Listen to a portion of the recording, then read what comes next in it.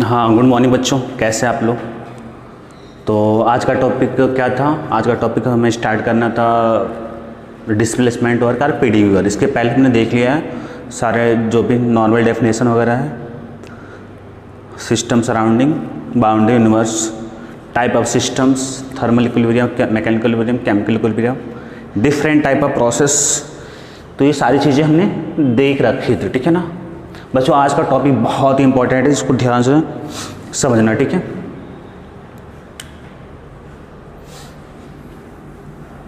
तो सबसे पहले अब जो है बहुत ही मतलब जैसा कि थर्मोडायनामिक्स के डेफिनेशन में हमने देखा था, क्या देखा था कि थर्मोडायनामिक्स क्या है, हीट एंड वर्क का इंटरेक्शन है बिटवीन सिस्टम एंड सराउंडिंग, है ना। थर्मल डायनामिक्स मतलब ट्रांसफर वगैरह मोशन।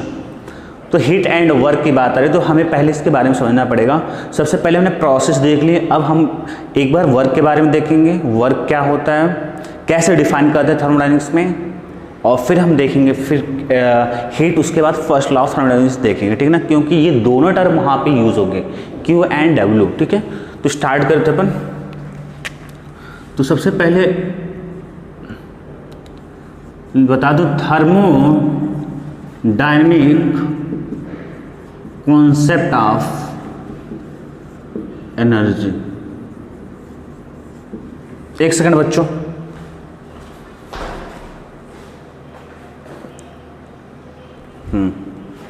सही है, दिख रहा था, चेक कर रहा था दिख रहा है कि नहीं। तो थर्मोडायनेमिक कॉन्सेप्ट ऑफ एनर्जी बच्चों क्या बोलता है, मतलब बोला कि एनर्जी जो है, एनर्जी आपकी थर्मोडायनेमिक कॉन्सेप्ट के हिसाब से क्या बोल रहा है। तो ये बोल रहा है कि जो आपकी एनर्जी होती है दो टाइप की होती है थर्मोडायनेमिक कॉन्सेप्ट ऑफ एनर्जी के फॉर्म में। एक होती है एनर्जी इन स्टोरेज, मतलब ऐसी एनर्जी जो कि स्टोरेज के फॉर्म में हो, और एक जो एनर्जी होती है आपकी एनर्जी इन ट्रांजिट, मतलब आपकी ट्रांसफर होगी एक जगह से दूसरे तक, और एक क्या होगी आपकी स्टोर होगी। ये एनर्जी इन स्टोर जो स्टोरेज होती है वो होती है आपकी पॉइंट फंक्शन। क्या होती है? Point function. सब अभी समझोगे, पॉइंट फंक्शन। और ये जो होता है आपका एनर्जी इन ट्रांजिट वो होता है आपका पाथ फंक्शन। तो बोले कि जो एनर्जी जो स्टोरेज के फॉर्म में जो एनर्जी होती है वो आपकी होती है किसी सिस्टम के अंदर इंटरनल एनर्जी।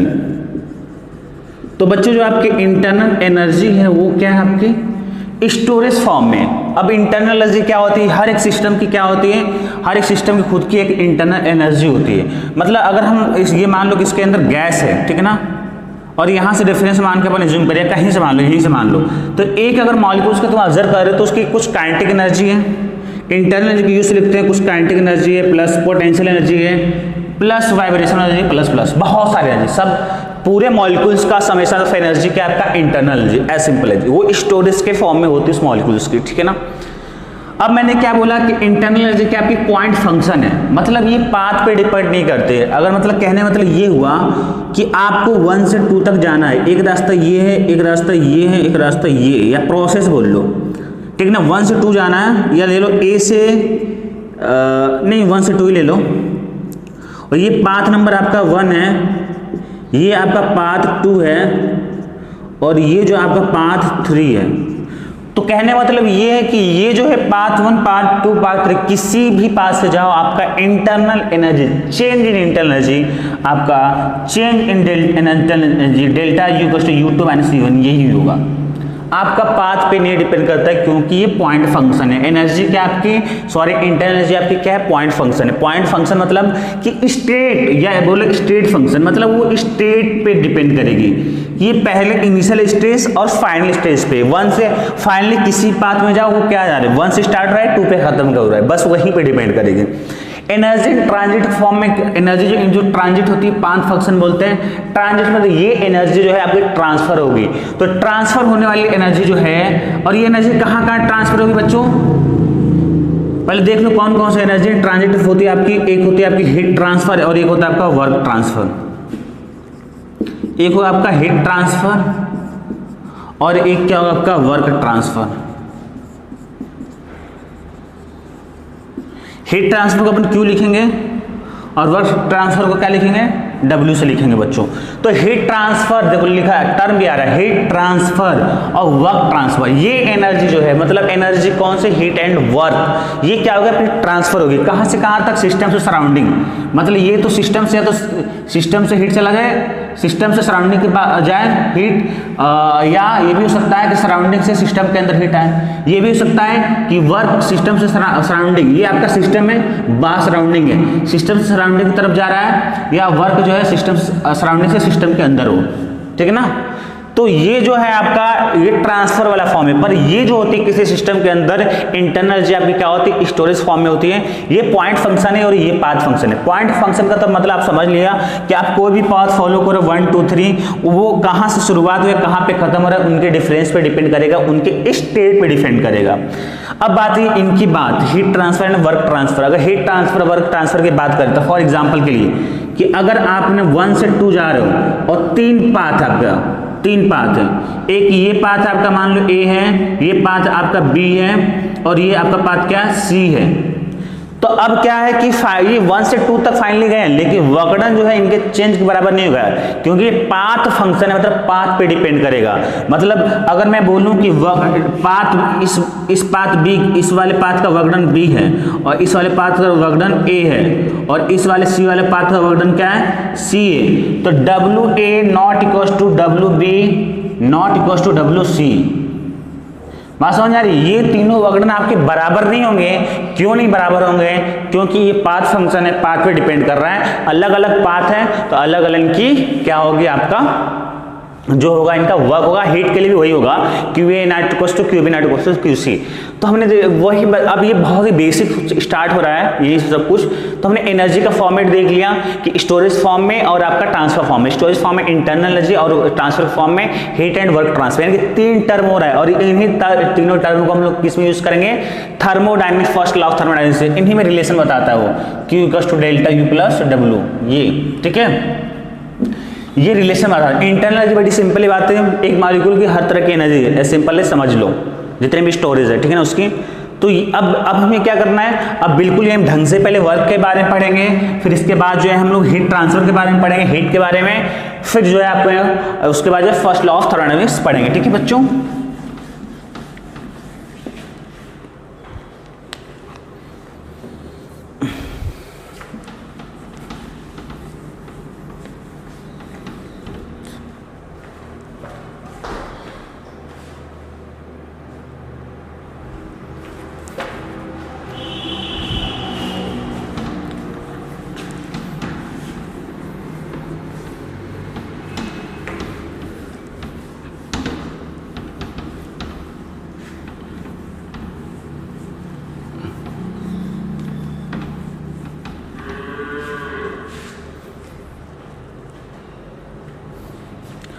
हाँ तो चलो अब स्टार्ट करते हैं वर्क ट्रांसफर के बारे में।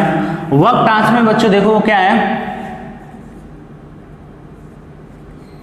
अगर हम लोग बात करें वर्क की तो थर्मोडायनेमिक्स वर्क कई टाइप का होता है, कई सारे टाइप का होता है। एक होता है आपका डिस्प्लेसमेंट वर्क, या इसी को हम लोग बोलते हैं PdV वर्क। फिर आपका होता है पैडल व्हील वर्क, फिर आपका होता है फ्लो वर्क, और भी 1-2 टाइप होता है, ठीक है। लेकिन हमें पढ़ना है कि तुम्हारे सिलेबस में displacement work and PdV work बहुत ही इंपॉर्टेंट है। डिस्प्लेसमेंट और PdV वर्क के बारे में थोड़ा सा आइडिया देते हैं कि अगर मान लो कि ये आपका सिलेंडर, इसके अंदर गैस भरा हुआ है और वही कहानी बहुत सारे इसमें वेट रखे हैं, मान लीजिए W1 वेट है, W2 वेट है, W3 वेट है।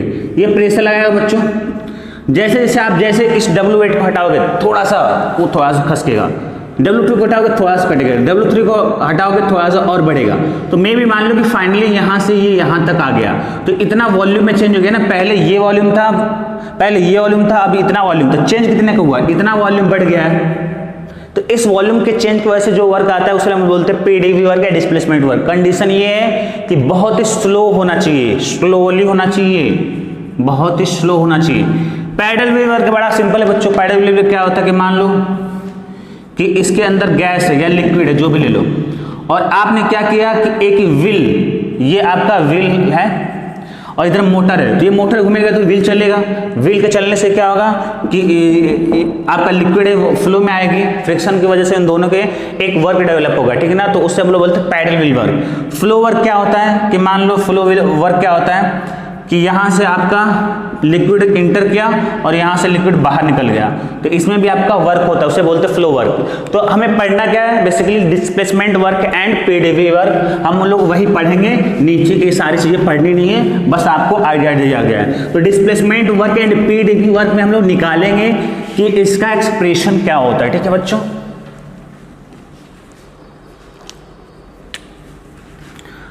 तो हेडिंग डाल लो,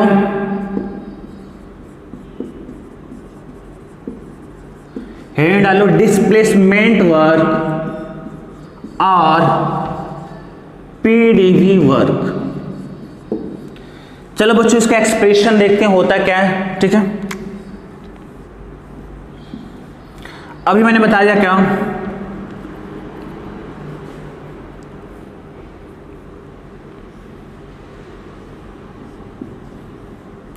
ये क्या आपका फ्रिक्शनलेस पिस्टन है और इसके अंदर बच्चों क्या है, गैस है, ठीक है।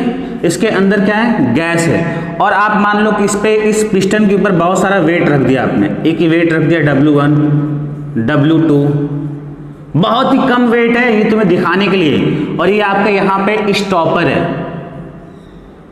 मतलब इसके भाई अगर ये पिस्टन जाएगा तो फाइनली यहाँ पे रुक जाएगा, उससे ज्यादा नहीं जाएगा, स्टॉपर स्टॉप करने वाला। और ये मेरा जो है आपका सिलेंडर है, ठीक है। और इसके अंदर क्या है बच्चों, गैस है कोई मान लो। अब ये गैस क्या करेगी बच्चों, प्रेशर लगाएगी।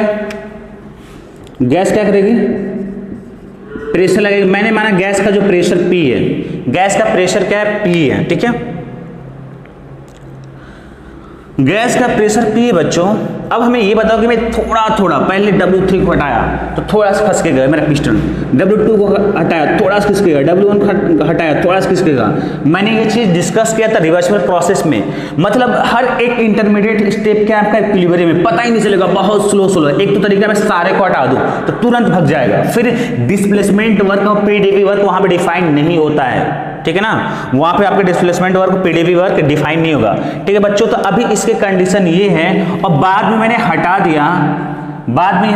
दिया, तो मेरा पिस्टन तो अभी यहां पे पहले, अब मेरा पिस्टन कहां पे आ गया, मान लो यहां पे आ गया। अब मेरा पिस्टन कहां पे आ गया, यहां पे आ गया। पहले यहां पे है, ये इनिशियल केस है, और फाइनली यहां पे है, और ये मेरा गैस है, ठीक है।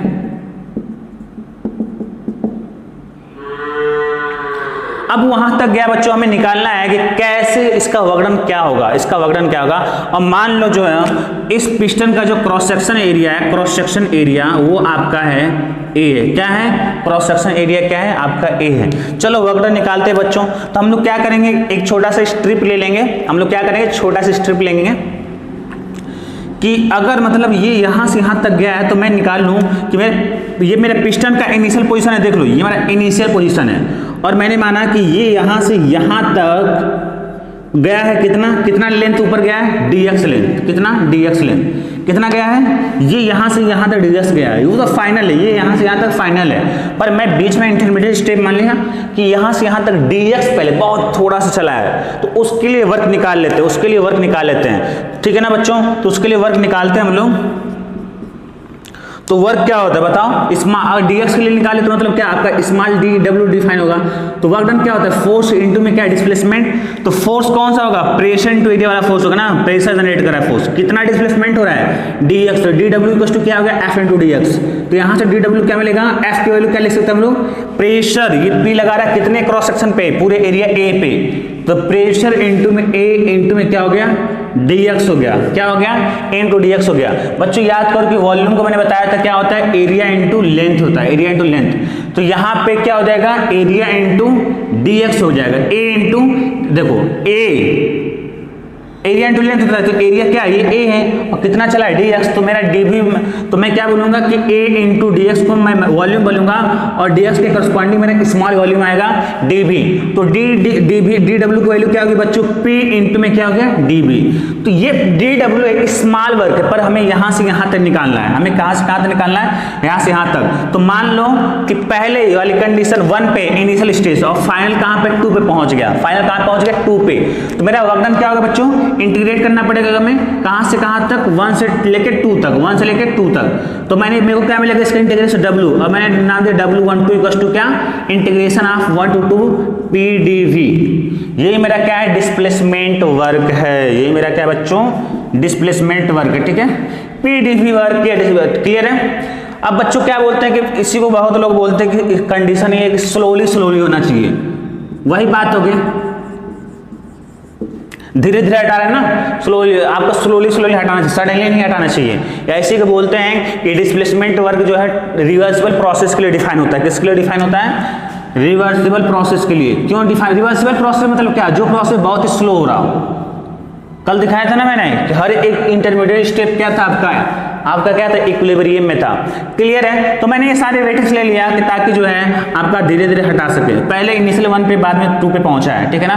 तो हमें निकालना है कि यहाँ से यहाँ तक जाने में कितना वर्क हुआ है। तो मैंने क्या किया कि स्मॉल स्ट्रिप ले लिया कि यहाँ से यहाँ तक जाने में, ये मेरा पिस्टन अगर यहाँ से यहाँ तक आता है, यहां से यहां तक आता है, तब कितना वर्क करेगा, तो dw हो गया F इंटू dx, क्योंकि वर्क क्या था, फोर्स इंटू डिस्प्लेसमेंट, फोर्स मेरा प्रेशर इंटू एरिया होगा, P इंटू ए इंटू dx, और A इंटू dx क्या हो जाएगा मेरा dv, स्मॉल वॉल्यूम होगा, ठीक है ना। तो मेरे को dw निकालना है, मतलब dx के लिए मेरे को तो यहाँ से 1 से लेकर 2 तक में कितना वर्क होगा, तो मैं क्या करूँगा, इंटीग्रेट कर दूंगा, तो w12 क्या मिलेगा, integration of P into dv, कहाँ से हो रहा है, इनिशियल से लेकर फाइनल तक, क्लियर है। हाँ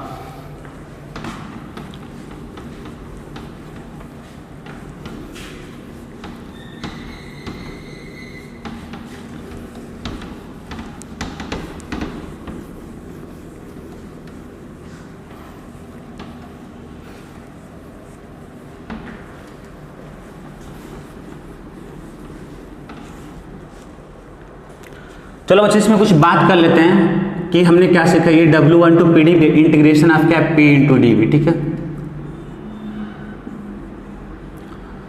dv क्या है बच्चों, चेंज इन वॉल्यूम है, चेंज इन वॉल्यूम। मेरे पास 2 ऑप्शन है बच्चों, समझना इस चीज को।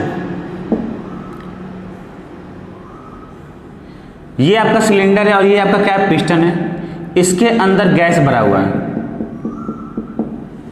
ठीक है। अब ये गैस क्या कर रही है, इसे प्रेशर अप्लाई कर रही है, तो ये क्या होगा कि ये पिस्टन यहां से पहले या बाद में कहां पहुंचा, यहां पे वॉल्यूम क्या हुआ, बढ़ा है, वॉल्यूम बढ़ा है, तो dv क्या हो गया मेरा, ग्रेटर देन 0 हो गया, मेरा चेंज इन वॉल्यूम क्या होगा, ज्यादा हो गया, ठीक है ना। और एक कंडीशन मेरी ये भी हो सकती है कि वही वाली कंडीशन, मेरा पिस्टन की पोजीशन यहाँ पे है और इसके अंदर गैस प्रेशर पे लगा रही थी। मैंने क्या किया कि एक फोर्स यहाँ से कोई एक्सटर्नल फोर्स या एक्सटर्नल प्रेशर लगा दिया जो कि इससे ज़्यादा है, इससे क्या है, इससे ज़्यादा फोर्स, एक्सटर्नल फोर्स लगा दो या प्रेशर जो भी बोल लो, फर्क नहीं पड़ेगा, क्योंकि इससे भी एरिया से मल्टीप्लाई करोगे तो क्या होगा, ज़्यादा होगा। अब ये क्या है, ज़्यादा, ये क्या है आपका नेट जो है इस डायरेक्शन में, जब नेट इस डायरेक्शन में नेट फोर्स, तो आपका पिस्टन क्या इधर जाएगा, इधर जाएगा, ऑफ कोर्स नीचे आ जाएगा। तो अब बताओ कि अब यहाँ पे जो वॉल्यूम था पहले इतना था, अब इतना घट गया, तो यहाँ पे वॉल्यूम क्या होगा, घट गया, dv इज लेस देन 0। अब हमें बताओ कि dv इज ग्रेटर देन 0 है, तो यहाँ पे pdv क्या आएगा, प्रेशर को, अगर प्रेशर तो निगेटिव जाएगा नहीं, जो भी होगा dv के रेस्पेक्ट में डिफाइन होगा, तो pdv भी क्या होगा, ज्यादा होगा। pdv ज्यादा मतलब क्या, वर्क इज ग्रेटर देन 0, और वर्क इज ग्रेटर देन 0 का मतलब बोलेंगे पॉजिटिव वर्क। यहाँ पे dv से लेस देन 0 है, मतलब p इंटू dv क्या होगा, लेस देन 0, मतलब वर्क क्या, लेस देन 0, और वर्क लेस देन 0 मतलब क्या, नेगेटिव वर्क। तो हमने देखा कि एक तो किसी केस में वर्क डन पॉजिटिव आ रहा है और एक केस में वर्क डन क्या आ रहा है, निगेटिव आ रहा है। वर्क डन जिस केस में पॉजिटिव आएगा, कब बोलेंगे वर्क डन पॉजिटिव आएगा, कब बोलेंगे वर्क डन निगेटिव आएगा। तो एक चीज तो तय हो गया कि जो मेरा वर्क डन पॉजिटिव आ रहा है वो कब आ रहा है, जब मेरा क्या हो, change in volume, change in volume क्या हो, चेंज इन वॉल्यूम क्या बच्चों पॉजिटिव हो, ये ना डीबी को देखूं मेरा डब्ल्यू क्यों पॉजिटिव है, क्योंकि डीबी क्या है पॉजिटिव है, मतलब आपका वॉल्यूम क्या होना चाहिए, बढ़ना चाहिए, मतलब वॉल्यूम जब बढ़ता है तो इस चीज को हम लोग बोलते हैं एक्सपेंशन, क्या बोलते हैं हम लोग, एक्सपेंशन, बढ़ गया, ठीक है बच्चों, इसको बोलेंगे एक्सपेंशन, या उसी को हम लोग कभी बोलते हैं, यानी कि ऐसे हम लोग बोलेंगे कि वर्क डन जो मेरा पॉजिटिव होगा एक्सपेंशन के केस में पॉजिटिव होगा, मतलब क्या, जहां पे वॉल्यूम क्या हो इंक्रीज हो, जहां पे वॉल्यूम क्या हो इंक्रीज हो, या इसी को बोलते हैं कि work done by the system, ये सिस्टम मतलब गैस समझ लो, work done by the gas, ठीक है ना। ये क्यों वर्क डन ये पॉजिटिव आया, आपका वॉल्यूम क्यों पॉजिटिव आया, क्योंकि इस गैस ने क्या किया है, वर्क किया है पिस्टन पे, ठीक है ना। तो हम लोग इसी को ऐसे ही बोलते हैं एक्सपेंशन का मतलब कि वर्क डन बाय सिस्टम, याद रखना क्या वर्ड है, बाय, मतलब सिस्टम द्वारा वर्क किया जाए, या ये भी तो बोल सकते हैं ना work done by the gas, gas के द्वारा किया गया work done by the gas. तो ये सारी चीजें हैं वर्क डन कैसे पॉजिटिव हमें दिखा, ठीक ना, क्लियर है, हर एक एंगल से क्यों मैंने प्रूफ कर दिया वर्क डन मेरा पॉजिटिव हो रहा है, क्योंकि चेंज इन वॉल्यूम पॉजिटिव हो रहा है, चेंज इन वॉल्यूम पॉजिटिव मतलब क्या, एक्सपेंशन हो रहा है, एक्सपेंशन का मतलब क्यों हो रहा है, क्योंकि गैस क्या करी पिस्टन पे फोर्स लगा रही है, मतलब वर्क कर रही है सिस्टम पे, system work done by the system by the gas. अब यहाँ पे आ जाओ कि ये जो वर्क निगेटिव आया, क्यों वर्क निगेटिव आया, क्योंकि डीबी मेरा क्या है लेस देन 0 है, मतलब चेंज इन वॉल्यूम क्या है निगेटिव है, इसी को हम लोग बोलते हैं बच्चों कंप्रेशन, मतलब कंप्रेस कर दिया गया, दबा दिया गया है। कंप्रेशन का मतलब क्या होगा बच्चों कि आपकी जो वॉल्यूम है वो क्या होगी, डिक्रीज करेगी, ये कंप्रेशन का मतलब क्या है कि वॉल्यूम क्या होगी, डिक्रीज कर रही है। क्यों डिक्रीज कर रही है, बड़ी सिंपल सी बात है भाई, डिक्रीज क्यों कर रही है, क्योंकि आपने एक्सटर्नल फोर्स किसने अप्लाई किया, ज्यादा, तो हम लोग बोलेंगे कि work done by the system, ये क्या सिस्टम मतलब गैस द्वारा वर्क किया गया। अब इस केस में क्या गया, गैस पर वर्क किया है, जब आप गैस पे वर्क करेंगे तो दबा देंगे, तो हम लोग बोलेंगे गैस पे work done on the gas या work done on the system, ठीक है ना। तो इसी को हम लोग लिख लेंगे, इसी को हम लोग लिख लेंगे कि work done on the system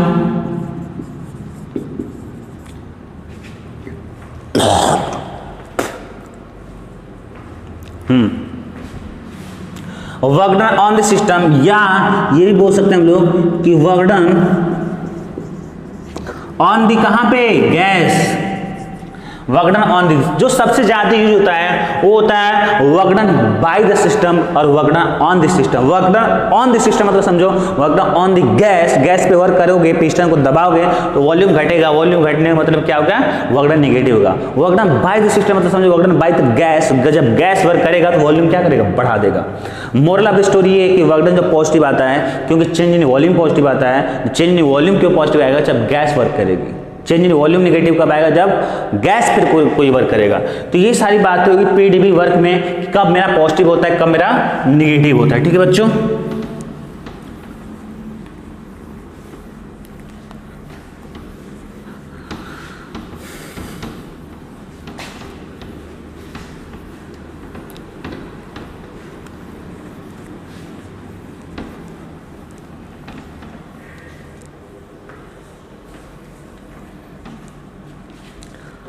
अब हम लोग पढ़ेंगे कैलकुलेशन ऑफ वर्क डन।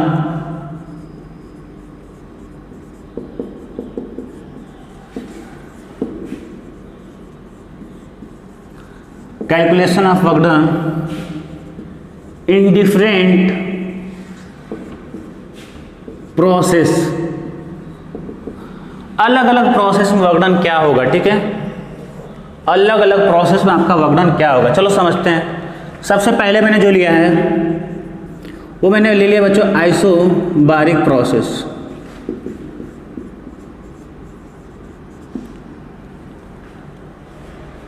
अच्छा हाँ बच्चों एक चीज और लिख लेना, एक सेकंड छूट गया।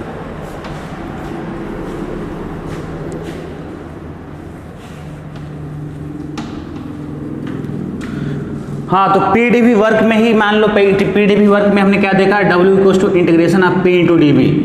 तो एक चीज तो हमने बता दिया आपको, कब मेरा वर्क डन पॉजिटिव होगा, कब मेरा वर्क डन क्या होगा, निगेटिव होगा। वर्क डन मेरा कब पॉजिटिव होगा और एक क्या मेरा होगा, वर्क डन कब निगेटिव होगा, ठीक है बच्चों।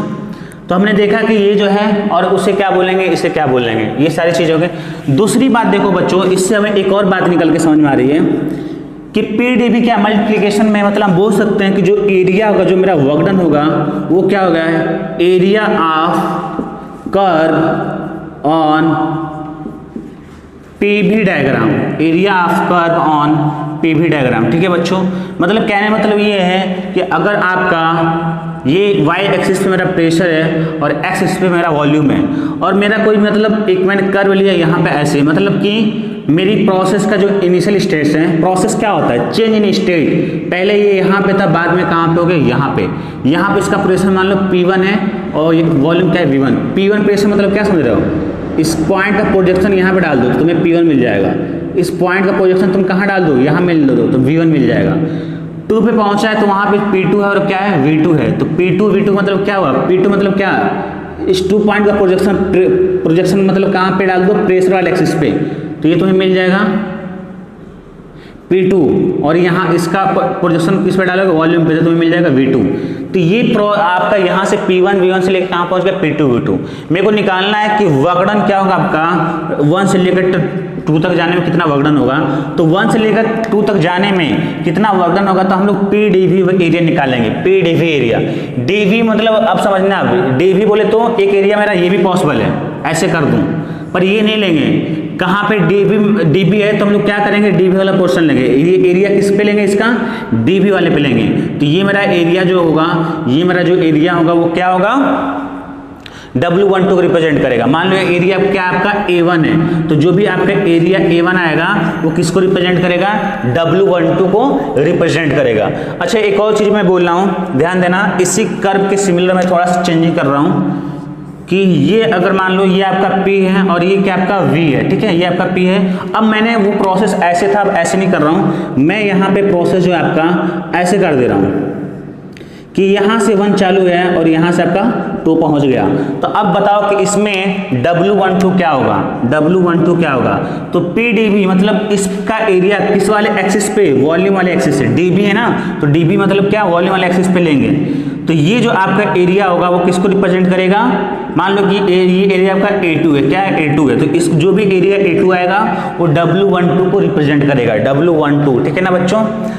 अब सवाल ये कि ये सर इसमें और इसमें क्या फर्क है, आपने यहाँ पे भी एरिया बात किया और यहाँ पे भी बात किया। फर्क ये बच्चों कि यहाँ पे जो आपका वर्क डन आएगा पॉजिटिव आएगा, यहाँ पे वर्क डन आएगा जो नेगेटिव आएगा। क्यों पॉजिटिव वर्क डन आएगा, मैंने अभी बताया कि वॉल्यूम क्या होना चाहिए आपका, चेंज इन वॉल्यूम पॉजिटिव होना चाहिए। मतलब क्या, चेंज इन वॉल्यूम पॉजिटिव मतलब क्या, वॉल्यूम बढ़ रहा है, वॉल्यूम इंक्रीज हो रहा है, तो उस वॉल्यूम इंक्रीज का मतलब क्या, वॉल्यूम इंक्रीज मतलब एक्सपेंशन हो रहा है। तो वॉल्यूम इंक्रीज हो रहा है, देखो 1 से 2 तक गया है, तो इसका देखो V1 से V2 हो गया, वॉल्यूम बढ़ गया है, तो ये वर्क डन क्या होगा, इसमें पॉजिटिव हो गया। यहाँ से 1 से 2 तक आने में क्या हो गया, वॉल्यूम क्या होगा आपका, डिक्रीज कर गया है। जब वॉल्यूम डिक्रीज करने मतलब क्या, घट गया, मतलब आपका वर्क डन क्या हो गया, निगेटिव हो गया।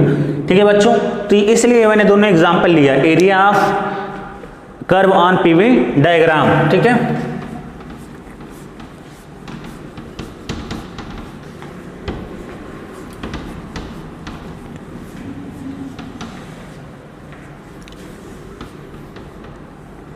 अगर बच्चों मैं तुम्हारा तीसरा पॉइंट इसके अंदर बोलूं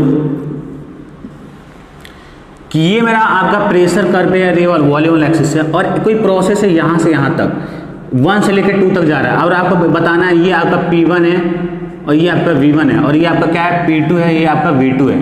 तो इसका वर्क डन बताना है कि W12 क्या होगा, W12 क्या होगा। देखो बच्चों W12 वर्क डन क्या होगा, हमें पता है कि वर्क डन क्या होता है, P इंटू dV। मतलब बोलेंगे कि हम लोग एरिया ऑफ दिस कर्व, मतलब यहाँ पे एरिया ऑफ दिस लाइन किस वाले एक्सिस के साथ, dB वाले एक्सिस के साथ। मतलब हम क्या करेंगे, ये पूरा एरिया निकालेंगे, तो एरिया कैसे नहीं, ये एरिया मतलब V वाले एक्सिस के साथ, dB है मतलब क्या, V, dB वाला, ये जो dB बता रहा है कि जो एरिया लोगे किस वाले एक्सिस पे लोगे, वॉल्यूम के साथ वाले एक्सिस, ये जो वॉल्यूम वाले एक्सिस है। ठीक है, तो अब ये यहाँ से मैंने मिलाया और ये यहाँ से मिलाया, तो ये पूरा एरिया रहा है, ये जो पूरा एरिया है वो किसको रिप्रेजेंट करेगा, वो किसको रिप्रेजेंट करेगा, इसको रिप्रेजेंट करेगा, इसके वर्क को। मान लिया कि एरिया क्या है आपका A है, तो अगर मैं इस एरिया निकाल लूँ तो मेरा सारा काम हो जाएगा, हाँ हो जाएगा। तो इस एरिया, ये मेरा ट्रेपेजियम दिख रहा है, ट्रेपेजियम जो भी बोल लो, अपनी तो मान लो कि प्रोनाउंसिएशन में पता ही है, ठीक है ना, ट्रेपेजियम है तो हम लोग इसका अगर एरिया निकाल लें तो एरिया ट्रेपेजियम का एरिया क्या होता है बताओ। एरिया उसका ये होता है कि अगर दो समेशन ऑफ द साइड, ये दोनों साइड का समेशन जो पैरेलल है, देखो इसमें दो साइड क्या है पैरेलल है, तो इनका लेंथ का समेशन इंटू में इनके बीच का डिस्टेंस। अब वो चीज़ हमें पता करना है, वो कैसे पता करें। तो देखो बच्चों ये 1 है तो 1 का मतलब P1 मतलब क्या, इसका पोजीशन में डालो P1, तो ये पूरी लेंथ कितनी बच्चों P1 है, यही ना ओरिजिन से। और ये 2 है, 2 का मतलब क्या, 2 पे क्या है P2 है और क्या आपका V2 है। तो अगर हम इसका पोजीशन 2 वाले पॉइंट का इस प्रेशर वाले एक्सिस पे डालें, इसका प्रोजेक्शन हम लोग प्रेशर वाले एक्सिस पे डालें तो कहीं यहाँ पे कट करेगा, तो यानी कि ये आपका क्या होगा P2 होगा, ये क्या होगा P2 होगा और ये क्या होगा आपका P1 होगा, यही ना। तो P2 मतलब क्या, ये ओरिजिन से P2 मतलब क्या, ओरिजिन से डिस्टेंस है P2 हो गया और ये क्या होगा आपका P1 हो गया। तो इसकी लेंथ P2 हो गई और इसकी लेंथ क्या होगी P1 हो गई। इसकी लेंथ P2 हो गई, इसकी लेंथ क्या हो गई V1। तो इसकी लेंथ क्या हो गई आपकी P2 और इसकी लेंथ क्या हो गई P1। यहाँ तक क्लियर है, दोनों का लेंथ हमारे क्लियर हो गया। अब हमें इनके बीच का डिस्टेंस चाहिए, इनके बीच का डिस्टेंस कैसे डिसाइड करेंगे। तो कोई बात नहीं, 1 का मतलब देखो ये इस कोऑर्डिनेट को यूज करना है। तो V1 का मतलब क्या हुआ है, इस पॉइंट 1 का वॉल्यूम वाले एक्सिस पे क्या डालो प्रोजेक्शन, तो क्या मिलेगा, ये V1 मिलेगा। यहाँ पे ये कट कर रहा है तो यहाँ मिल जाएगा V2 मिलेगा। तो ये इसका मतलब V1 है और इसका मतलब क्या है V2 है। तो इनके बीच का डिस्टेंस क्या होगा V2 माइनस V1। इनके बीच का डिस्टेंस क्या होगा V2 माइनस V1। कहने मतलब ये है कि अगर मैं साइड से ड्रॉ करूं तो यही मेरा एरिया है ना, यही मेरा एरिया है ना, बोलो। तो ये मेरी लेंथ कितनी है P1 है और ये मेरी लेंथ कितनी है P2 है और इनके बीच का डिस्टेंस क्या हो गया V2 माइनस V1। तो एरिया ऑफ ट्रेपेजियम लगा दो, तो हाफ होता है half summation of 2 sides which are parallel. तो ये पैरेलल में जो साइड P1 प्लस P2 हो गया, इनकी साइड का समेशन, और इन ये जो दोनों लाइन पैरेलल इनके बीच का डिस्टेंस वो कितना है V2 माइनस V1 हो गया। तो ये आपका जो एरिया है और यही एरिया किसके बराबर है वर्क के। तो मैं बोल सकता हूँ कि W1 to 2 जो होगा, जो मेरा वर्क होगा वो होगा half of P1 plus P2 into में क्या होगा V2 माइनस V1। ये तुम डायरेक्ट भी कर सकते थे, इतना समझाया फालतू मैंने, कुछ ज़्यादा नहीं है।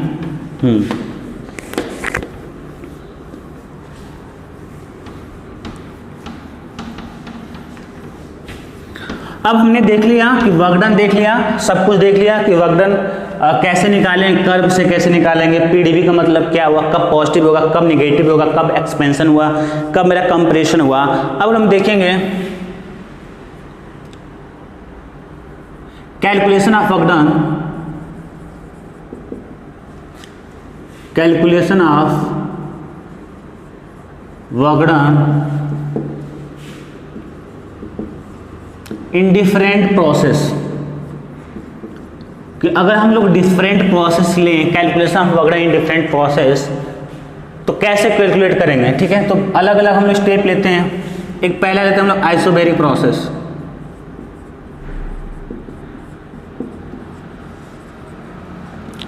चलो शुरुआत करते हैं। आइसोबैरिक प्रेशर से मैं ले रहा हूँ एक, ये मैंने लिया प्रेशर एक्सिस और ये मेरा वॉल्यूम एक्सिस, और मैंने ये आइसोबैरिक है ना कांस्टेंट प्रेशर। तो ये 1 से स्टार्ट हो गया और कहाँ पे गया 2 पे। कहाँ से गया 1 से स्टार्ट हुआ 2 पे गया, ठीक है ना। अब मेरे को निकालना कि 1 से लेकर 2 तक गया तो उसका वर्क डन क्या होगा, उसका वर्क डन क्या होगा, ठीक है ना।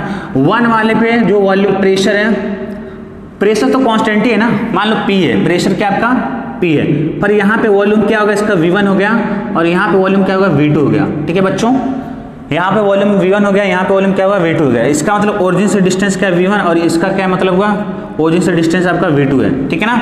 तो मेरे को निकालना कि यहाँ एक तो मेरा मेथड हो एक कर्व वाला मेथड, लेकिन मेरे को फॉर्मूला निकालना है कि इसका हम लोग एरिया निकालने काम हो जाएगा। लेकिन हमें फॉर्मूला निकालना है कि क्या इसका फॉर्मूला होगा। तो मेरे पास कॉन्सेप्ट पड़ा हुआ है कि जो भाई मेरा वर्क डन होता है किसी प्रोसेस के लिए वो integration of P into D होता है। मतलब मेरे को वर्क डन निकालना है 1 से लेकर 2 तक, तो मैं क्या करूँगा इंटीग्रेशन 1 से लेकर 2 तक इंटू में क्या P इंटू डी बी। अब मेरे को बताओ कि आइसोबैरिक प्रोसेस का मतलब क्या हुआ, प्रेशर मेरा क्या है कांस्टेंट है। अगर मेरा प्रेशर कांस्टेंट है तो इसको इंटीग्रेशन से मैं बाहर कर सकता हूँ, हाँ कर सकता हूँ। तो मेरा बाहर हो गया और इंटीग्रेशन ऑफ हो गया dv। चलो बच्चों, तो यहाँ W 1 से लेकर 2 तक, अब मेरा वॉल्यूम कहाँ से कहाँ तक, 1 से लेकर 2 तक ले लो, तो P इंटू dv का इंटीग्रेशन क्या होगा v, और कहाँ से कहाँ तक जा रहा है 1 से लेकर 2 तक, यानी कि W1 to 2 मेरा क्या मिल गया P into V2 minus V1, ये मेरा हो गया वर्क डन मिल गया किस केस में, आइसोबैरिक प्रोसेस में। ठीक है ना, 1 to 2 समझ लो प्रोसेस के लिए, ऐसे हटा भी सकते हो, समझना है बस तुम्हें, P इंटू क्या V2 माइनस V1।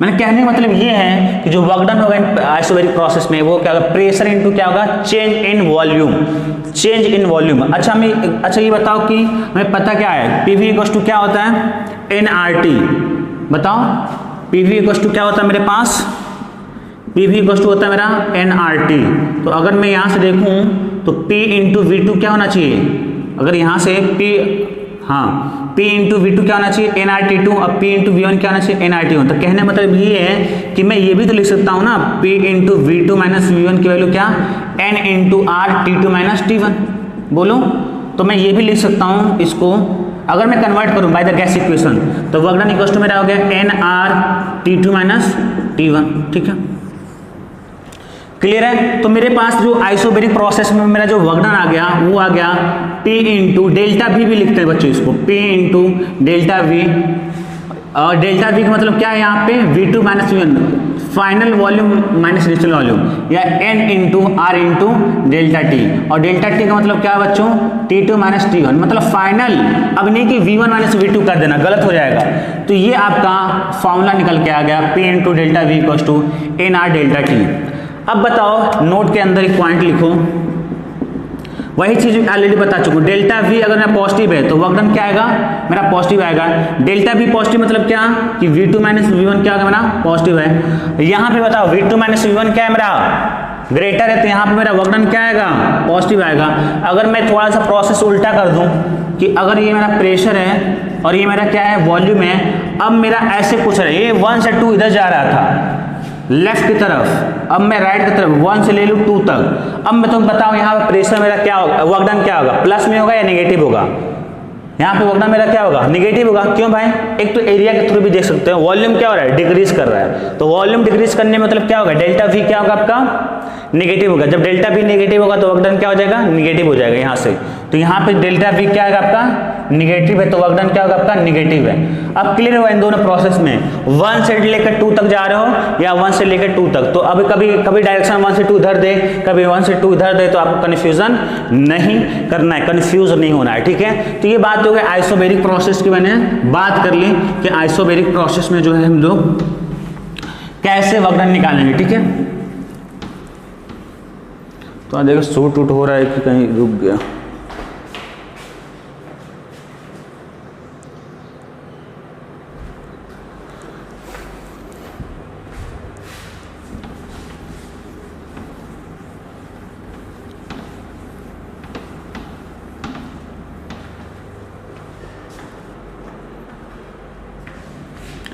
अब दूसरी बात करते हैं हम लोग आइसोकोरिक प्रोसेस, मतलब जिसका वॉल्यूम क्या है कांस्टेंट है। चलो भाई, कहने का मतलब क्या हुआ कि ये प्रेशर है P है, ये क्या है वॉल्यूम V है, यही ले लो 1 से 2 ले लो, या आपकी इच्छा 1 से 2 आपको ऐसे नहीं लेना है ऐसे लेना तो तब भी ऐसे भी ले लो, ये 1 से स्टार्ट हुआ 2 से खत्म हुआ। वर्क डन क्या होता है बच्चों integration of P into d v. अब वही V1 V2 क्या है सेम ही है ना, यहाँ से V1 V2 क्या है सेम है, यहाँ से भी V1 V2 क्या है सेम है, इसका प्रोजेक्शन डालो सेम ही आ रहा है ना, तो बेसिकली dV क्या है आपका 0 है, जब dV 0 है तो वर्क डन क्या होगा 0 हो जाएगा। तो जो आइसोकोरिक प्रोसेस में जो बच्चों आपका वर्क डन होता है वो क्या होता है आपका 0 होता है। अब आ जाओ थर्ड आइसो थर्मल प्रोसेस, ठीक है ना। आइसोथर्मल प्रोसेस मतलब बच्चों क्या होगा आपका टेम्परेचर क्या रहेगा आपका कांस्टेंट रहेगा, टेम्परेचर क्या है आपका कांस्टेंट है, मतलब किस इक्वेशन को फॉलो करेगा P इंटू वी को फॉलो करेगा, P इंटू वी क्या रहेगा आपका कांस्टेंट रहेगा। मतलब आपको वर्क डन निकालना है, जैसे मान लो कि ये P है और V है और आपका कर्व यहाँ से कुछ ऐसे स्टार्ट हो रहा है ये U, मतलब पहले जो है अगर मैं ऐसे कर दूंगा एरो डायरेक्शन तो कोई फर्क पड़ेगा, वही वर्क डन पॉजिटिव नेगेटिव होगा। अब कन्फ्यूजन नहीं होना चाहिए। ये 1 से लेकर 2 तक जो है हमें जा रहा है। 1 पे प्रेशर मान लो क्या P1 है और V1 है कोऑर्डिनेट, और 2 पे क्या है आपका P2 है और क्या है V2 है। ठीक है, मेरे को निकालना है कि इसमें वर्क डन क्या होगा, मतलब वर्क डन का फॉर्मूला निकालना है। एक तो तुम्हारे पास क्या मेथड है, एरिया निकाल लो इसका, ठीक है ना। वो उस तरह का सिचुएशन होगा तब, यहाँ पे एरिया निकालना टफ ही हो जाएगा, कर बिना इंटीग्रेशन यूज करना पड़ेगा। यहाँ पे कैसे निकालना है बच्चों, बहुत ही सिंपल है, कोई टेंशन की बात नहीं। हमें वर्क डन निकालना है, हमारे पास फॉर्मूला पड़ा है P इंटू dV, ठीक है, P इंटू dV। अब क्या करो, प्रेशर को चेंज करना पड़ेगा क्योंकि इंटीग्रेशन में ये वाला पार्ट क्या है dV है, तो P को क्या करेंगे हम लोग f ऑफ v का फंक्शन में लाने की कोशिश करेंगे। तो मेरे पास इक्वेशन क्या है PV इक्वल्स टू nRT, तो यहाँ से P मेरा क्या हो गया n into R into T upon में V। अब देखो प्रेशर का टर्म जो है V का फंक्शन बन गया, देखो V का टर्म आ गया। तो इस प्रेशर का जो वैल्यू है हम लोग क्या करेंगे, यहाँ पुट करेंगे। तो जो वर्क डन मेरे को मिल रहा है, देखो क्या मिल रहा है nRT अपॉन में V इंटू में क्या dV। अब मेरा देखो W हो गया, nRT मेरा क्या है कांस्टेंट है, बाहर निकालो, तो इंटीग्रेशन ऑफ क्या होगा dV अपॉन V हो गया। अब मेरे को वर्क डन तुम कहाँ से कहाँ तक निकालो, देखो 1 से लेकर 2 तक, 1 से लेकर 2 तक। 1 पे वॉल्यूम क्या है V1 है और 2 पे क्या है V2 है, ठीक है। तो अगर यहाँ से निकालोगे तुम लोग, यहाँ से वर्क डन, यहाँ से वर्क डन निकालोगे तो क्या होगा nRT और dV अपन V को क्या होगा ln V हो जाएगा। और इंटीग्रेशन कहाँ से कहाँ तक जा रहा है, V1 से लेकर V2 तक जा रहा है। तो पुट करोगे तो तुम्हारा क्या बनेगा nRT अपर लिमिट माइनस में lower limit ln V2 minus ln V1। तो मेरा यहाँ से आ जाएगा W equals to nRT ln V2 upon में क्या V1। क्लियर है, क्यों भाई ln m minus ln log m minus log n क्या होता है log m अपॉन में हो गया।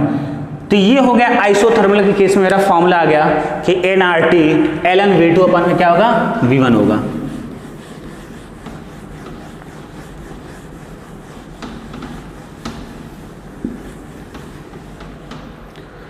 W इक्वल्स टू मेरा हो गया nRT ln V2 अपॉन में V1। अच्छा देखो बच्चों, इसके कई सारे फॉर्मेट है, फार्मूला को याद करने की कोशिश मत करना, कितना याद करोगे बस समझो। अगर ये तुम निकाल भी सकते हो बहुत फास्ट। अब ये मेरा ये आ गया, कोई फार्मूला मेरा फिक्स नहीं, देखो क्या क्या होने वाला है, क्या क्या मैं चेंज कर सकता हूँ। अच्छा ये बताओ, मेरा P इंटू V मेरा कांस्टेंट है, मतलब मैं बोल सकता हूँ कि P1 V1 इक्वल्स टू क्या आ जाएगा P2 V2। तो मैं ये भी तो बोल सकता हूँ यहाँ से V2 अपॉन में V1 इक्वल्स टू क्या मेरे मिलेगा P1 अपॉन में क्या P2। अब इस V2 अपन V1 की वैल्यू क्या करो, यहाँ पे पुट कर दो, तो यहाँ से एक और वर्क का फॉर्मूला मिल जाएगा nRT ln में क्या हो जाएगा P1 अपॉन में P2। बोलो मिला, एक ये मिल गया, और V2 अपन V1 की जगह क्या रख दिया P1 अपन P2। ये इनवर्स रिलेशन है, डायरेक्ट ये भी नहीं करनी होती। P इंटू V कॉन्स्टेंट है, मतलब क्या कि वॉल्यूम में अगर V2 अपन V1 है तो प्रेशर क्या होगा P1 अपन P2 होगा। डायरेक्ट तुम रख सकते हो, ये सब करने की ज़रूरत नहीं है, पर दिखा दिया ऐसे ही तुम लोगों को, क्योंकि तुम्हें प्रोपोर्शनल और इनवर्स प्रोपोर्शनल समझ में जल्दी आता नहीं है ना। बहुत लोग सोच रहे होंगे सर तो हमें हल्के में ले लिए। नहीं यार, तुम लोग को हल्के में कैसे ले सकते हैं, तुम लोग बहुत भारी हो। अच्छा एक तो ये हो गया और एक ये हो गया। अच्छा और भी हम लोग चेंज कर सकते हैं क्या, हाँ चेंज कर सकते हैं। देखो कैसे, देखो कैसे, और भी कर PV इक्वल्स टू मेरा क्या होता है nRT। तो अगर मेरा P1 V1 को मैं क्या लिख सकता हूँ nRT1, बोलो, और P2 V2 को भी क्या लिख सकता हूँ मैं nRT2। मतलब ये T1 के रेफरेंस में P1 V1 आ गया, और ये मेरा T2 के रेस्पेक्ट में मेरा क्या आ गया,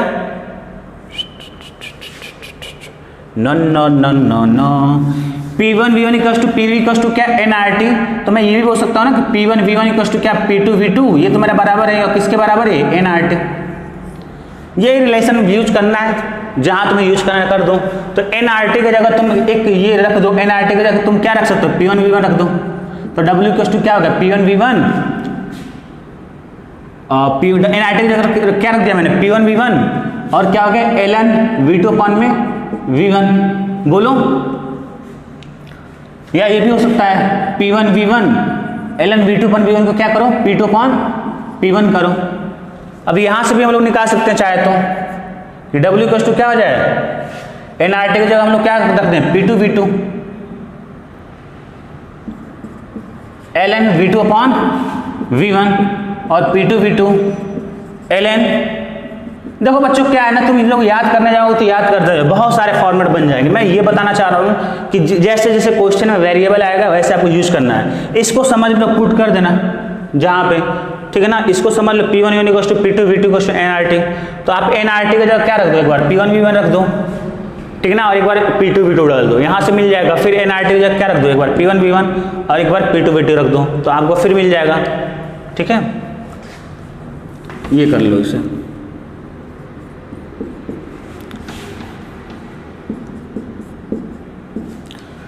ठीक है, तो सारे बहुत सारे फॉर्मेट बन जाएंगे। मैं आपको ऐसे ही बस यूं ही बता दिया कि आपका कन्फ्यूज़न न रहे, जितने भी फॉर्मेट आए आप कर जाएं।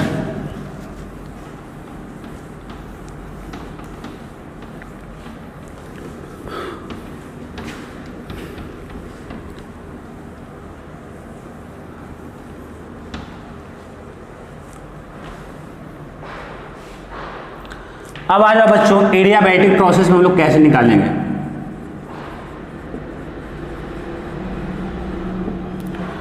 एडियाबैटिक प्रोसेस में कैसे निकालेंगे, मेरे पास फॉर्मूला पड़ा है क्या, W equal to integration of P into dV, ठीक है। मान लो कि ये तुम्हारा कर्व है, प्रेशर भी एडियाबैटिक का क्या होगा, कर्व के फॉर्मेट में होगा ना। इसका स्लोप क्या होता है, आइसोथर्मल से ज़्यादा होता है ना, नेगेटिव स्लोप। तो मान लो कि तुम्हारा 1 पे था और यहाँ पे 2 पे आ गया। जब तक 1 से 2 नहीं आएगा तब तक हम लोग प्रोसेस नहीं बोलेंगे। प्रोसेस मतलब क्या, चेंज इन स्टेट। यहाँ पे इसका प्रेशर P1 है, वॉल्यूम क्या V1 है, यहाँ पे क्या है P2 है, V2 है। टेम्परेचर भी लेना ले लो, T1 और T2, ठीक है, कोई दिक्कत नहीं। इसके फॉर्म में भी हम लोग फॉर्मूला निकालेंगे। तो integration of P into dV, ठीक है। कैसे निकालें बच्चों, हमें पता है dV है, हमें चेंज करना पड़ेगा P को V के फॉर्म में या dV को dP के फॉर्म में। चलो देखते हैं।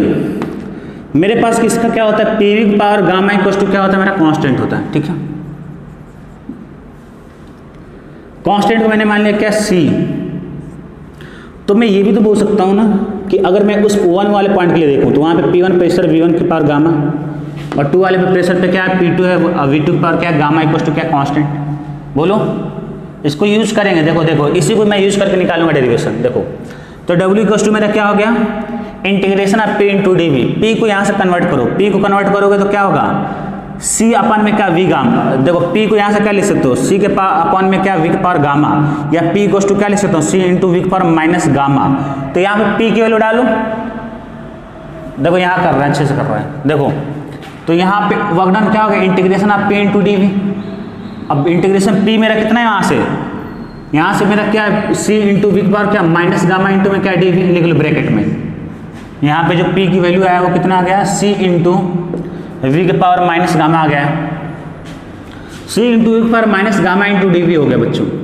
अब तुम्हें इसका इंटीग्रेशन करना है। वॉल्यूम मेरा कहाँ से कहाँ तक जा रहा है, V1 से लेकर कहाँ तक जा रहा है, V2 तक जा रहा है। चलो करो, तो C तो मेरा कांस्टेंट बाहर निकाल लो और इंटीग्रेशन करोगे तो तुम्हारा बनेगा V के पावर गामा माइनस +1, और या इसी मैं बोल सकता हूँ अपॉन में डिवाइड में, तो माइनस गामा +1। कहाँ से कहाँ तक जा रहा है, V1 से लेकर कहाँ तक जा रहा है, V2 तक। तो मैं लिख सकता हूँ W equal to C into V की जगह रखो क्या,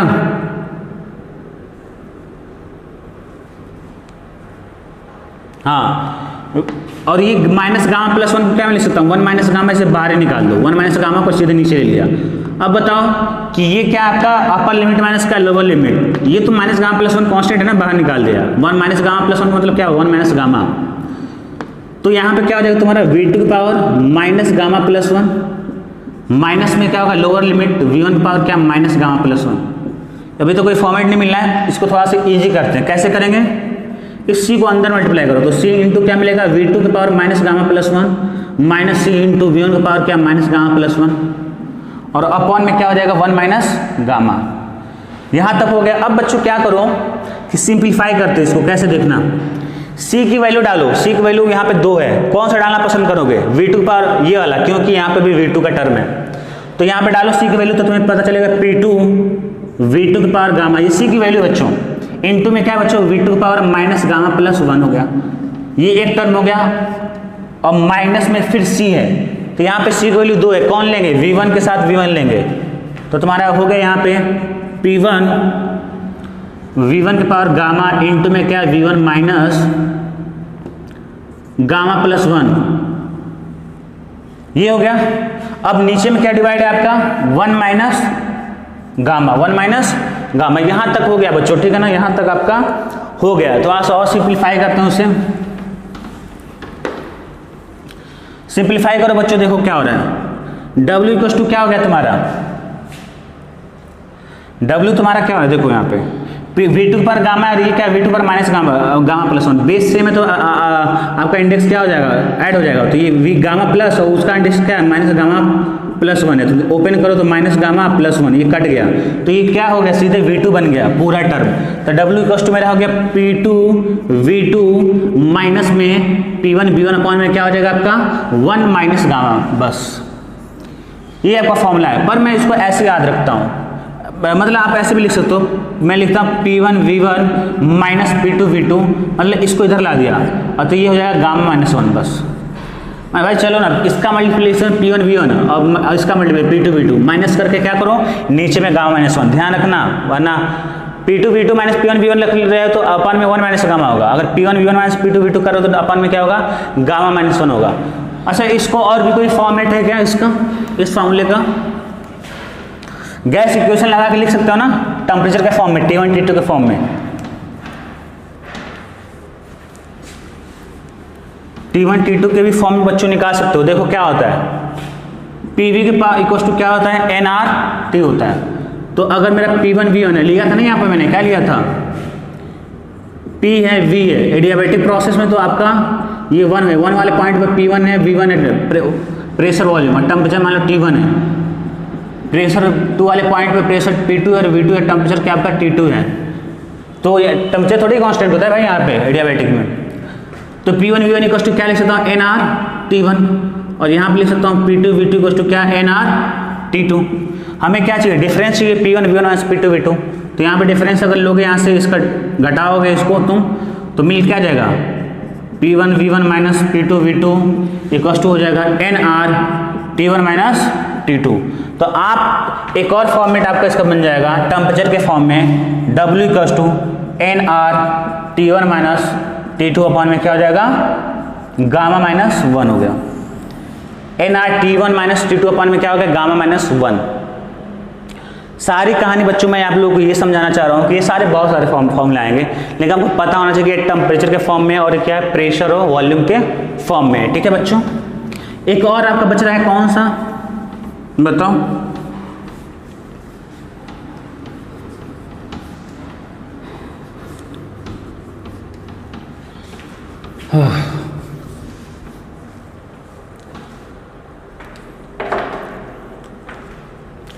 पॉलीट्रॉपिक प्रोसेस।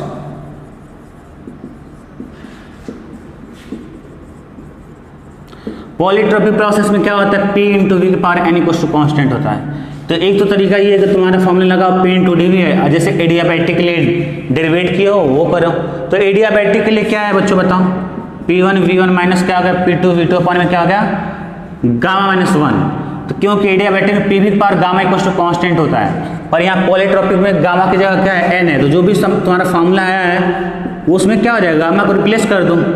गामा को किससे रिप्लेस करोगे n से, तो यहाँ पे n माइनस 1 हो जाएगा।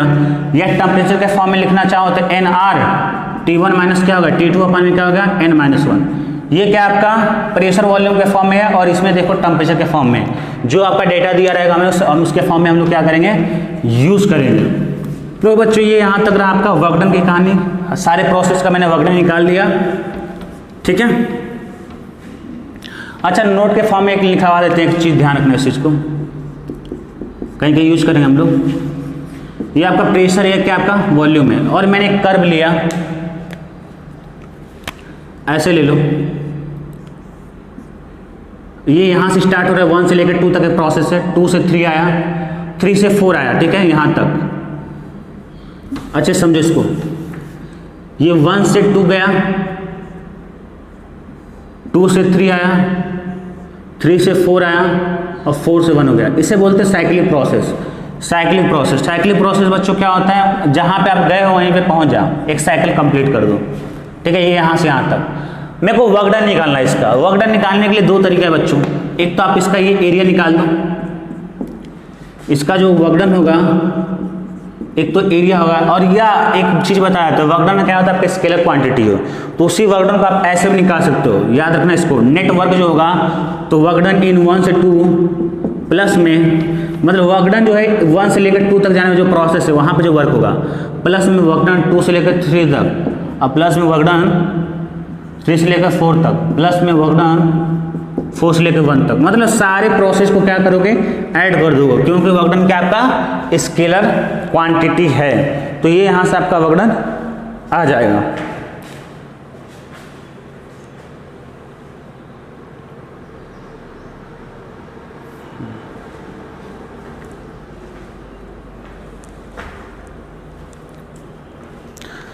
थोड़ा सा बच्चों और है हल्का सा, तो हमने देखा था अभी कि थर्मोडायनेमिक्स में जो आपका एनर्जी का फॉर्मेट है, बेहतरीन टाइट कर दिया और मैंने, थर्मोडायनेमिक्स में जो आपका एनर्जी का फॉर्मेट दो होता है, एक स्टोरेज फॉर्म में और एक होता है आपका किस फॉर्म में, बताओ एक किस फॉर्म में होता है, एक जो होता है आपका ट्रांसफर के फॉर्म में होता है ना,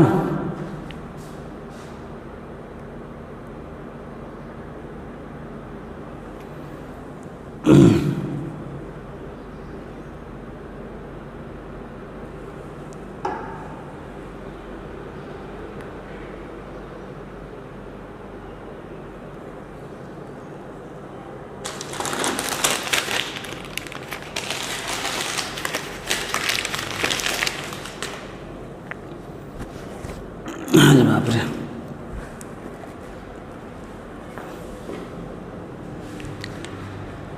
ठीक है। तो ये सारी कहानी वर्क डन की होगी, ठीक है।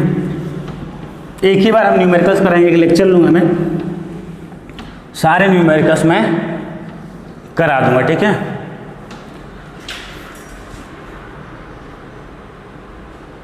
एक सेकंड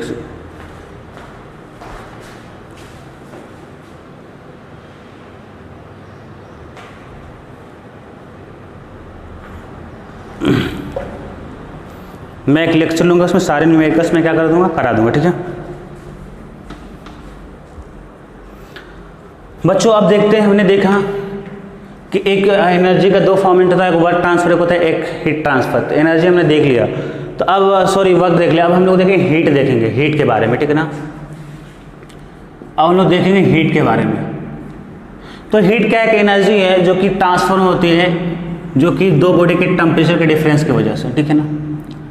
तो मेरा वही टारगेट निकालना है, वही देखना है कि मेरा जो टेम्परेचर डिफरेंस, ये जो हीट है कैसे निकालेंगे, क्योंकि अलग अलग प्रोसेस के लिए अलग अलग हुआ, जो कि जैसे वर्क डन निकाले ना अपन अलग अलग। तो सबसे पहले यहाँ पे हमें सीखेंगे टर्म, ये चीज़ सीख लो, सारा काम हो जाएगा। हीट कैपेसिटी,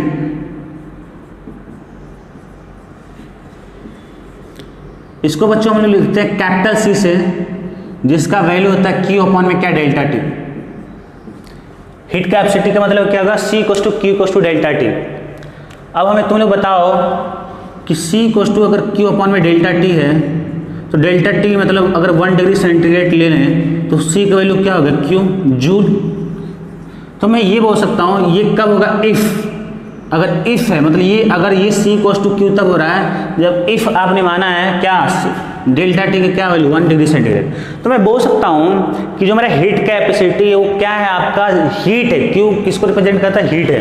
कैसी हीट है, किसी बॉडी का 1 डिग्री सेंटीग्रेड टेम्परेचर बढ़ाने के लिए। तो C हीट कैपेसिटी क्या होगा मेरा, बेसिकली अगर देखा जाए तो, अगर मैं हीट कैपेसिटी की डेफिनेशन डिराइव करूँ तो amount of heat required to increase 1 degree centigrade of any body या substance। तो जो आपका C है वो क्या है, Q अपॉन डेल्टा टी, वो क्या है बच्चों आपका हीट है कि किसी भी बॉडी का, उसने मेंशन नहीं किया है कि 1 किलोग्राम, 1 मोल, कुछ नहीं, बस 1 डिग्री सेंटीग्रेड बढ़ाने के लिए जितनी आपकी नीड होगी आपकी सी की हीट की, वो तुम्हारा क्या होगा, हीट कैपेसिटी। कैसे रिप्रेजेंट करते हैं, कैपिटल सी। तो सी इक्वल होगा क्यू अपॉन में डेल्टा टी, यूनिट होगा क्यू का वैल्यू क्या होगा, जूल, और डेल्टा टी, इसका डेल्टा टी की यूनिट क्या हो सकता है, डिग्री सेंटीग्रेड या केल्विन, कोई फर्क नहीं पड़ेगा क्योंकि चेंज इन टेम्परेचर है। चेंज इन टेम्परेचर में डिग्री सेंटीग्रेड यूनिट हो सकता है और केल्विन भी हो सकता है। अच्छा मेरे को यहाँ से बच्चों बताओ कि अगर मेरा 2 प्रोसेस लूँ, एक मैं आइसोथर्मल ले लूँ,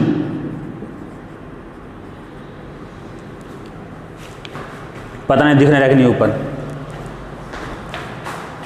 हाँ दिख रहा, हाँ। तो ये तो बच्चों मैंने हीट कैपेसिटी के बारे में थोड़ा सा रफली आपको आइडिया दे दिया।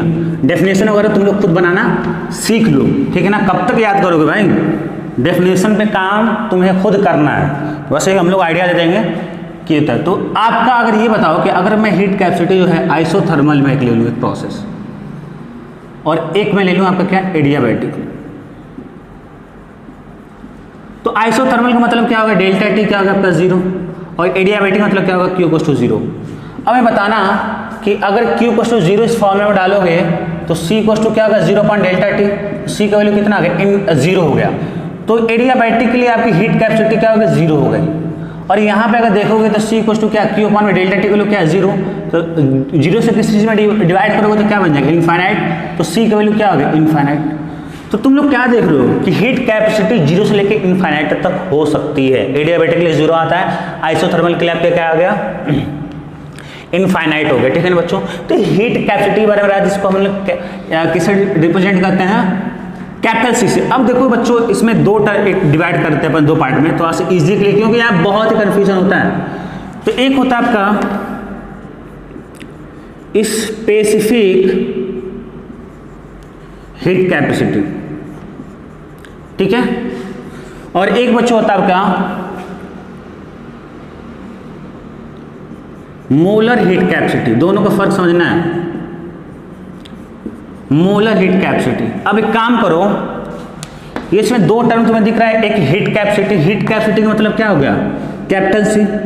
स्पेसिफिक जहां भी बात आए तो तुम किससे डिवाइड करोगे, मास से। किससे, ये कैपिटल सी है, तो अगर ये इसमें इसके मास से डिवाइड करो, किससे, मास से, तो ये तुम्हें जो मिलेगा उससे बोलेंगे स्पेसिफिक हीट। इसे हम लोग स्मॉल एस से लिखेंगे, बहुत जगह स्मॉल सी से भी लिखते हैं। तो ये मेरा क्या हो गया, स्पेसिफिक हीट हो गया, सी अपॉन में हो गया। ये किसका बना है, मॉलिक्यूलर हीट कैपेसिटी, मतलब क्या, कैपिटल सी। मोलर मतलब क्या हो गया, मोल्स, एन से डिवाइड कर दो, तो इसे हम लोग लिखेंगे स्मॉल सी से, ठीक है। क्लियर यहाँ तक। अच्छा हमें ये बता दो तुम लोग, अगर मैं यहाँ से तुम लोग से कुछ पूछूं तो तुम लोग क्या बताओगे, क्या बोल सकते हो यहाँ पे, इसको सिंपलीफाई कराओ थोड़ा सा। तो यहाँ पे मैं बोल सकते हैं एस इक्वल टू सी का वैल्यू कितना होता है बच्चों, क्यू। तो क्यू अपॉन में क्या हो गया, एम इंटू डेल्टा टी। तो यहाँ से तुम लोग डिफाइन कर सकते हो क्या है इसको, बताओ एस क्या है, यहाँ पे जो एस है बताओ। तो यहाँ पे अगर बोलो, मैं बोल सकता हूँ कि अगर मैं यहाँ पे कंडीशन बनाऊँ, देखना यहाँ पे, देखना कि अगर मैं एम इक्वल टू क्या ले लूँ, 1 ग्राम ले लूँ, और डेल्टा टी क्या ले लूँ, 1 डिग्री सेंटीग्रेड, तो एस की वैल्यू क्या हो गई, क्यू जूल।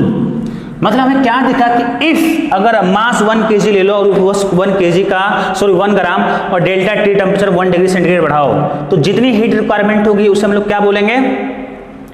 क्या बोलेंगे, स्पेसिफिक हीट कैपेसिटी। तो हम लोग बोल सकते हैं कि specific heat capacity is the amount of heat required to increase 1 degree centigrade of temperature of 1 kg mass, ठीक है ना। तो यहां से आपको स्पेसिफिक हीट कैपेसिटी मिल जाएगी बच्चों। तो ये आपकी डेफिनेशन की बात होगी। अगर अपन क्रॉस मल्टीप्लाई करें यहाँ से तो Q हो गया एम एस इंटू में क्या, डेल्टा टी।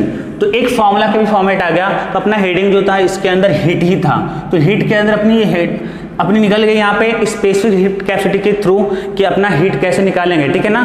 तो यानी कि अब एक चीज सीख लो यहाँ पे, स्पेसिफिक हीट कैपेसिटी में क्या हुआ, मास से डिवाइड हुआ है। तो ये मास से डिवाइड होने का मतलब ये स्पेसिफिक हीट कैपेसिटी हम लोग वहां पे यूज करते हैं जहां पे किसी सब्सटेंस या मास का हमें हीट निकालना होता है। तो ये बात होगी यहाँ पे स्पेसिफिक हीट कैपेसिटी का। आई थिंक ये क्लियर हो गया होगा, क्योंकि यहाँ बहुत कंफ्यूजन होता है। अब यहाँ पे आते हैं, ये हमें यहाँ पे ज्यादा यूज करना है थर्मोडायनेमिक्स में, क्योंकि मोलर की बात है, मोल की जो बात होती है गैस की होती है। तो मोलर हीट कैपेसिटी मतलब सी, मोलर से अगर टर्म आगे तो डिवाइड कर देंगे हीट कैपेसिटी में, रिप्रेजेंट करेंगे सी से। अगर फॉर्मूला की बात करें तो फॉर्मूला तुम लोग बना सकते हो डेफिनेशन। तो सी की वैल्यू क्या हो, कैपिटल सी की वैल्यू क्या हो गया क्यू अपॉन में क्या हो गया डेल्टा टी इंटू में क्या हो गया एन हो गया।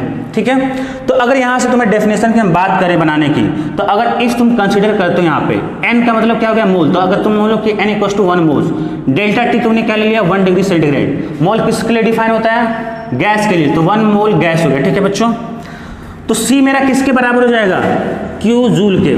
C मेरा किसके बराबर होगा, Q जूल के। तो मैं बोल सकता हूँ कि जो मेरा मोलर हीट कैपेसिटी है वो Q के बराबर है, मतलब हीट के मोलर हीट कैपेसिटी जो है वो जो है आपका हीट के बराबर है। लेकिन कब है, जब आपका एक मोल गैस का अगर 1 डिग्री सेंटीग्रेड टेम्परेचर बढ़ाना हो, तो मैं बोल सकता हूँ कि जो आपका मोलर हीट कैपेसिटी है, amount of heat required to increase 1 degree centigrade of 1 mole of gas, amount of heat required to increase 1 degree centigrade of 1 mole of gas। तो ये डेफिनेशन की बात हो गई। तो अगर यहाँ पे से बच्चों लोग निकालना चाहें Q, तो यहाँ से Q मेरा हो गया N, यहाँ से क्या हो जाएगा मेरा Q हो गया N into C into delta T. ठीक है बच्चों, तो ये दोनों क्लियर हो गया आप लोगों का हीट कैपेसिटी, दो पार्ट में स्पेसिफिक हीट कैपेसिटी और ये मोलर हीट कैपेसिटी। ठीक है बच्चों, तो ये हमें ज़्यादा यहाँ पे यूज़ करना है। ये जो टर्म यूज करेंगे स्पेसिफिक हीट कैपेसिटी हम लोग यूज करेंगे कैलोरीमेट्री में, वहाँ पर सब्सटेंस की बात होगी और वहाँ पे हम लोग निकालेंगे कैसे हम लोग टेम्परेचर वगैरह निकालते हैं। ठीक है ना। अब यहाँ पे देखो लो बच्चों, यहाँ मोलर हीट कैपेसिटी यहाँ पे दो पार्ट में डिवाइड होती है। एक पार्ट में डिवाइड होता है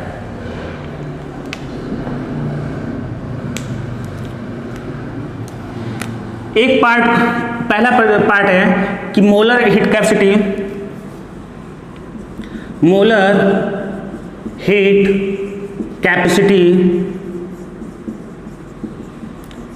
एट कांस्टेंट प्रेशर। क्या होगा बच्चों, कांस्टेंट प्रेशर। तो इसको जो मेरा सी था ना, सी स्मॉल सी, उसमें कांस्टेंट प्रेशर को बताने के लिए सीपी कर देंगे। ठीक है ना। और सिमिलर होगा molar heat capacity at constant volume, मतलब दो के लिए डिफाइन हो गया, कांस्टेंट प्रेशर के लिए और कांस्टेंट वॉल्यूम के लिए। ठीक है ना। तो यहाँ पे जो सी था उसके हम नीचे क्या लगाते हैं, वी लिखा देंगे, ताकि रिप्रेजेंट करें कि molar heat capacity at constant pressure P पे है और ये आपका क्या है, कांस्टेंट प्रेशर एट वी पे है। तो चलो यहाँ से अगर तुम्हें फिर से बात बोलूँ तो क्या होगा, सी मेरा क्या होता है, क्यू अपॉन में क्या होगा, एम इंटू एम होगा। यहाँ पे नहीं, स्पेसिफिक में मास आता है, यहाँ पे मोलर है तो यहाँ पे क्या होगा बच्चों, एन होगा, तो एन इंटू में क्या होगा डेल्टा टी, और यहाँ से सीवी में भी, सीवी मेरा क्या हो जाएगा, क्यू अपॉन में n into delta t. Cross multiply करोगे तो यहाँ से क्यू की वैल्यू क्या मिल गया, n c p delta t, और यहाँ से क्या मिल गया, q equals to n c v delta t. ये तो हमने बस सहारा लिया था इस हीट कैपेसिटी का, लेकिन मेरा अल्टीमेट गोल क्या था, हीट निकालना। क्या निकाला था मेरा अल्टीमेट गोल, हीट निकाला। तो मैंने निकाल दिया, सीपी पे निकाल दिया, कांस्टेंट प्रेशर पे निकाल दिया, कांस्टेंट वॉल्यूम पे निकाल दिया। और ये जो फर्क, ये उसमें फर्क ये बच्चों, स्पेसिफिक हीट कैपेसिटी ये सबस्टेंस के लिए डिफाइन होता है, क्योंकि इसमें जो है मास का टर्म आया है, और ये जो है गैस के लिए डिफाइन होता है। तो सबस्टेंस के लिए तुम अभी पढ़ोगे थर्मोडायनेमिक्स में कैलोरीमेट्री। ठीक है ना। तो वहां पे हम लोग क्या करेंगे, आइस लेंगे, वाटर लेंगे, एक दूसरे को मेल्ट कराएंगे।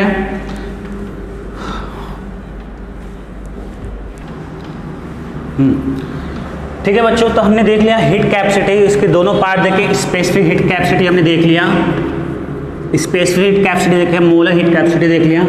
जो इसमें मेन टर्म यूज हुआ है सीपी और सीवी।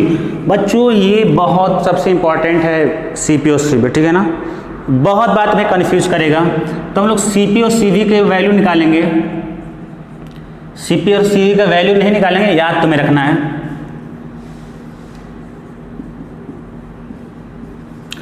एक होगा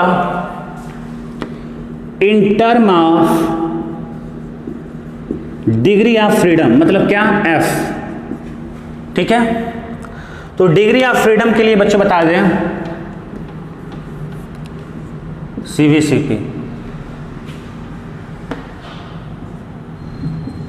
डिग्री ऑफ फ्रीडम के लिए जो बच्चों, डिग्री ऑफ फ्रीडम के फॉर्मेट में होता है ये F/2 इंटू में R यूनिवर्सल गैस कांस्टेंट है, और CP जो होता है वो होता है F/2 + 1 इंटू में R होता है। क्या होता है, R होता है। ठीक है बच्चों। ये कैसे आता है, Cp तो याद ही हो जाएगा, Cp minus Cv equals to R हो गया, तो Cp की वैल्यू क्या हो गया, Cv प्लस R हो गया। तो बस आपको Cv की वैल्यू पता है ना, तो यहाँ से आप क्या कर सकते हो, Cp की वैल्यू निकाल सकते हो, f/2 इंटू आर है, यहाँ पे ऐड कर दो f/2 प्लस 1 इंटू आर।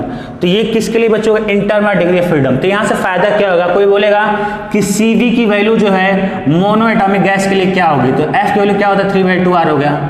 फिर कोई बोलेगा डायटोमिक के लिए क्या होगी, तो डायटोमिक के लिए क्या होगा 5/2 आर हो जाएगा, f की वैल्यू 5 हो जाएगा। इसका फायदा क्या होगा, अगर कोई बोलेगा कि मोनो एटॉमिक के लिए निकालो तो क्या होगा, मोनो एटॉमिक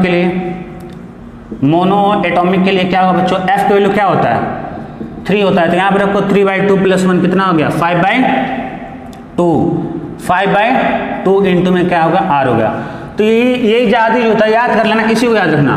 तो Cv की वैल्यू जो है 3/2 आर हो जाएगी और Cp की वैल्यू क्या हो जाएगी 5/2 आर होगी। ये किसके लिए, मोनोटॉमिक के लिए। अगर और भी कुछ पूछ रहा है डायटोमिक पॉलीएटॉमिक तो तुम निकाल ही सकते हो।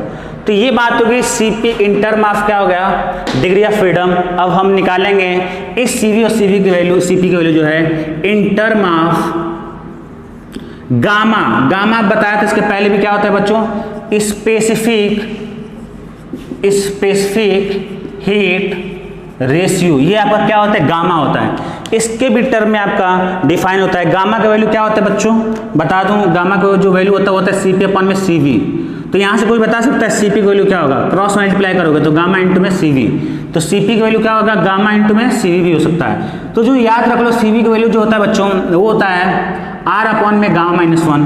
तो यहाँ पे Cp की वैल्यू क्या हो जाएगा, गामा टाइम्स हो जाएगा, गामा टाइम्स क्या हो जाएगा Cv की वैल्यू R/γ-1 है, तो गामा को मल्टीप्लाई करेंगे तो R/ क्या होगा γ-1। तो आपको जैसा क्वेश्चन होगा उसके अकॉर्डिंग, इसमें थर्मोडायनामिक्स में क्या है बहुत सारे फॉर्मूले, बहुत सारे फॉर्मेट है, अलग अलग केस में अलग अलग यूज होता है।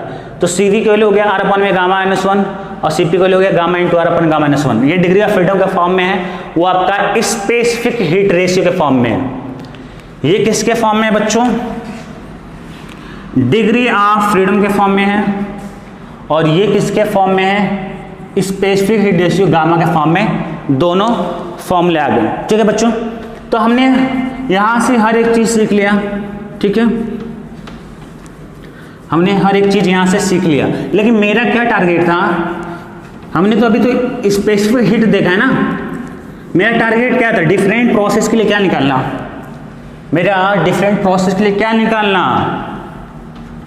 मेरे को डिफरेंट प्रोसेस के लिए क्या निकालना है, बताओ, हीट निकालना है। तो calculation of heat for different process, अलग अलग प्रोसेस के लिए क्या होगा। चलो बच्चों मैं कांस्टेंट प्रेशर की बात करता हूं आइसोबैरिक के लिए। तो आइसोबैरिक के लिए कांस्टेंट प्रेशर हो गया, तो बताओ यहाँ पे क्या आएगा, Cp आएगा ना। Cp के लिए मेरा क्या आता था, देख लो, Cp के लिए देखना हो तो Cp के लिए क्या होगा तुम्हारा Q/ में क्या होगा n इंटू डेल्टा टी। तो यहाँ से Q क्या आ गया NCp डेल्टा टी, बस खत्म कहानी, आ गया।